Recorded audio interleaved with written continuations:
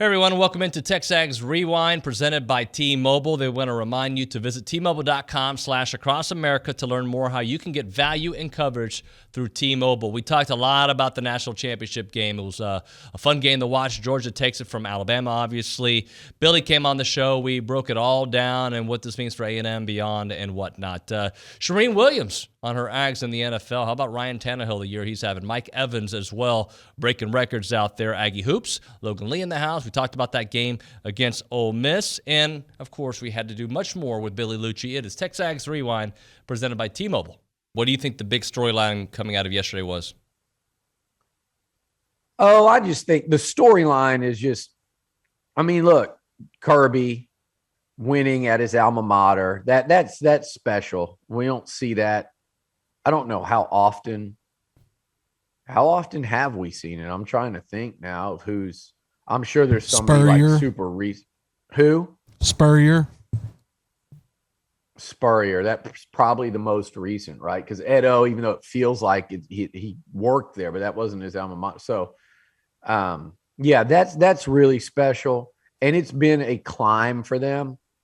Now, I know they got to the title game. Was it in year 2 under him? But you're in what, year 6 for Kirby, where he finally breaks through. It's been a journey. It's been a climb for those guys. They had their hearts ripped out right there at the very beginning of his tenure, and to get back and beat the same team. I think that's the story. I think Stetson Bennett certainly is a story.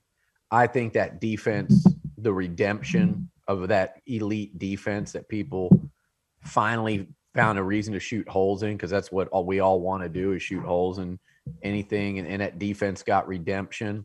And then the storyline is, how long do these two sit at the top together?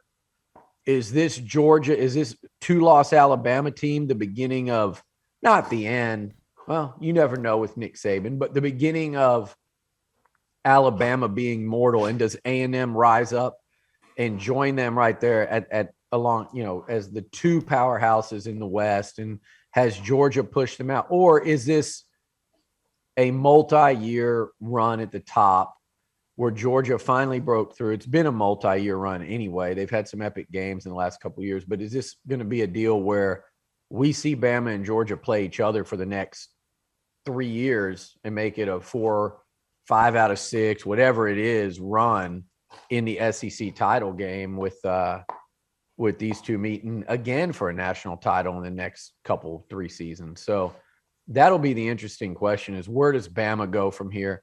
Where does Bryce Young go from here? Alabama is interesting, fascinating, really, for next season. David, I thought they did an incredible job to get where they got. And and that sounds weird, because it's almost like you're making Alabama be an underdog. They make them sound like an underdog. But they suffered a lot of injuries. They suffered a loss early in the season that had everyone questioning, at midseason, if they could get back, how good were they? And then Young goes on to win the Heisman Trophy. Then they suffer those injuries at receiver, and they battle until literally the final minute. They've got the ball across midfield with a chance to go down there and tie for a national title. I thought, as crazy as it sounds, I wouldn't say they overachieved, but they persevered. And I thought this was a grit team that just kind of hung in there and fought.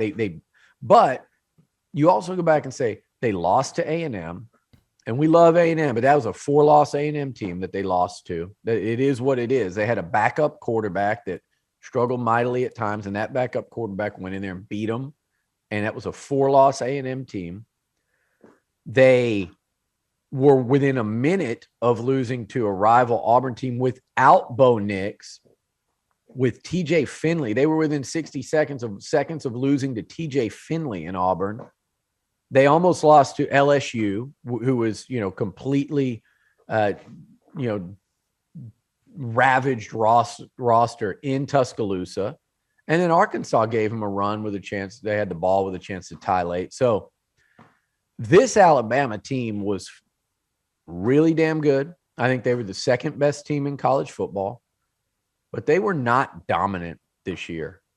they were not dominant. One of the few times they looked truly dominant was, ironically enough, against Georgia the last time they played. But you and I talked yesterday, and I felt like this. Georgia was the best team all year. Alabama was the best team for one day. And that was why I leaned ever so slightly to picking Georgia to win that thing. Billy, hey, let's get into the Aggies and the NFL. You got a couple good ones to pick from this week. Oh, it's a great week. So we have 5 on here. Dan Campbell for getting the win for the Lions over the Packers. Really had a great year based on the talent that he had, and people are really excited by what he's done. Myles Garrett is number 4, finished 3rd in the NFL with 16 sacks. He had 1 against the Bengals. They upset him. Year's over, but a good year, and I had him on my All-Pro team. Myles Garrett had a really, really good year. Number 3, Von Miller. He's really come on with the Rams. I think you can see he's healthy. He should make a difference for them. They play Monday Night Football against the Cardinals. 5 tackles, a sack, 2 quarterback hits, and 3 tackles for loss in that loss to the 49ers. But he played really, really well. Number 2, Ryan Tannehill. They won the number 1 seed in the AFC, and they'll get Derrick Henry back. They're going to be very dangerous. I think people are really overlooking them. They just think the Chiefs are going to walk in and win the AFC title. Tannehill and Derrick Henry are going to have something to say, but he went 23 of 32, 287 yards, 4 touchdowns against the Texans to win that number 1 seed. And number 1, Mike Evans, 6 catches, 89 yards, 2 touchdowns against Carolina. But it's more for those 8 consecutive 1,000-yard seasons. Never, ever, ever in the history of the NFL has that been done. Just a really special receiver who is headed for the Pro Football Hall of Fame when he's done. The half-court offense, which struggles. You know, against Arkansas, I thought that was I don't know if it was intentional or if it's just something that happened in the flow of the game, but when A&M got up by 17, they took their foot off the gas, and they just tried to let the air out of the gym, and they weren't pushing the ball. Their tempo slowed down. They got out of rhythm. But being out of rhythm on their offense and not making baskets and put them out of rhythm on defense. Right? Absolutely. It gave Arkansas all of the momentum. And then it was hard to get it back because when Arkansas has that talented of a roster, it's hard to stop. They were streaking down the court and just forcing fouls. Yeah, exactly. Or if they missed the layup, they got 6 rebounds in a row. Exactly. And that was the thing, is that they just got out of a rhythm, out of the flow of what got them to the 17-point lead. But again, 2 games in a row, they lost the momentum, they regained it and ended up with a win. That's a sign of a good team. If you can withstand that pressure and those momentum shifts, and you can come out with a dub, even though you don't feel good about it, you still come out with a win. Well, that's good. Let me play contrarian. Is it the sign of a good team, or is it a sign of what we can expect all year long? And because very easily they can be 0-2. Absolutely. You know, I don't know yet. I do not know, because all they have shown to date is that they can blow a lead and still get a win. Mm-hmm. You know, what's going to happen when they play a better team? Are they going to be able to get that lead? 2, if they don't have that lead, who knows? They may continue to play their style the entire 40 minutes, and it may never have to get to that point. So there are a lot of what ifs and we'll sees as the season continues. Did you get to watch some of the JimboCast, and what'd you think about it?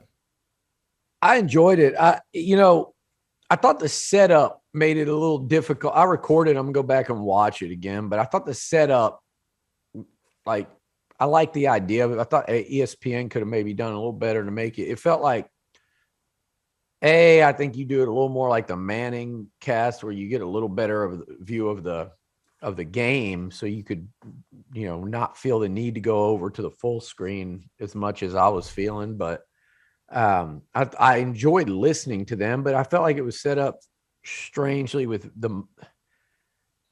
I don't know how you kind of do it differently. Maybe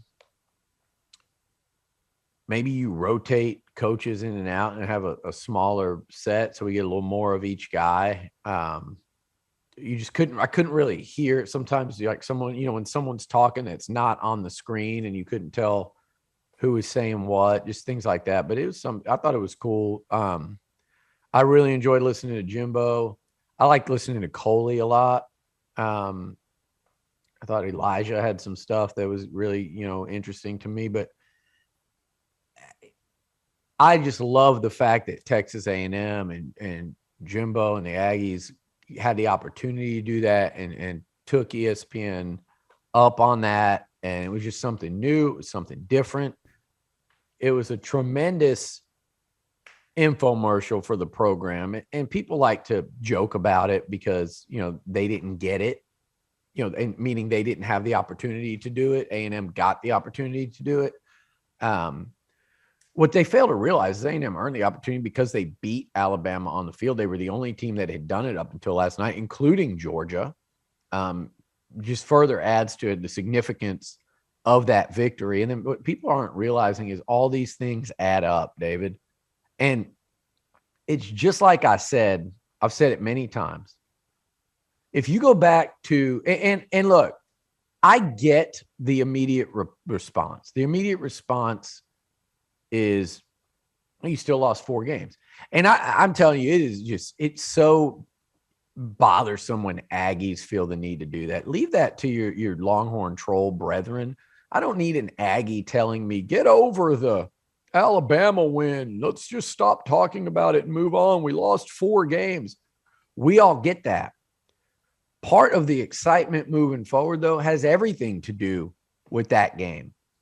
And anyone that is following anything about this program knows how much this program and Jimbo Fisher and your team benefited from that football game. There's a number 1 class that's a direct result. There is the hope and optimism moving forward as a result. You've got Bama's full attention. I can promise you that. Wait until A&M goes in there next year. And if you can keep winning, you can set the stage for a monster game between the Aggies and Tide. But getting that show. So here's the point of the Alabama win for people that just can't handle it and think that means we're glossing over the fact that this team underachieved this past season and should have done more, even with a backup quarterback, because we watched the games. We know they should have beaten LSU. They had no excuse to lose that one. We know they very easily could have beaten Ole Miss with the way that game played out, and they couldn't finish. And they definitely should have beaten Mississippi State at home. We get that, okay? I get it. You get it. Just like Joe Twitter gets it. But we don't feel the need to have to stop talking about the importance or the fun or the memory of that Alabama win, and there's no reason to kind of be bashful and shy away from it because you're afraid that you're bragging or clinging to one win when the goals are much higher. Let me tell you something, guys. You don't get to that goal eventually without that win. And that's something Georgia had been battling against up until last night.